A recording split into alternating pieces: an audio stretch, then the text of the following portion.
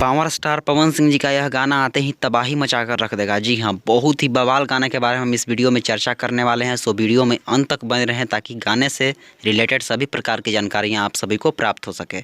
नमस्कार, प्रणाम, मैं आपका भाई आशुतोष स्वागत करता हूँ आप सभी को अपने ही YouTube channel Power News Bhojpuri में।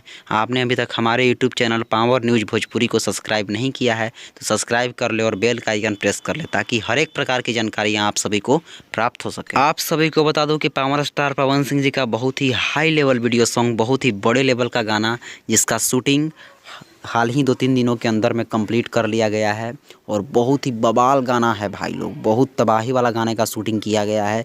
इस गाने में पावर स्टार पवन सिंह का लुक आप सभी कुछ तस्वीरें देख सकते हैं। शूटिंग के जगह से तस्वीरें निकल कर आई हैं और पवन सिंह जी के साथ एक बहुत ही अच्छी अदाकारा आप सभी को इस गाने में देखने को मिलेंगी। बहुत ही अच्छी अदाकारा, बहुत बवाल गाना होने वाला है। सो आप लोग तैयार रहिए।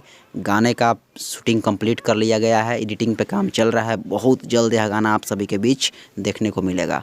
बहुत बवाल गाना होने वाला है। तो पावर स्टार पवन सिंह जी हमेशा आप सभी के लिए कुछ नया नया लेकर आते रहते हैं और हमेशा नया ले आने की चाह भी रखते हैं। तो यह भी कुछ नए लेवल का गाना होने वाला है।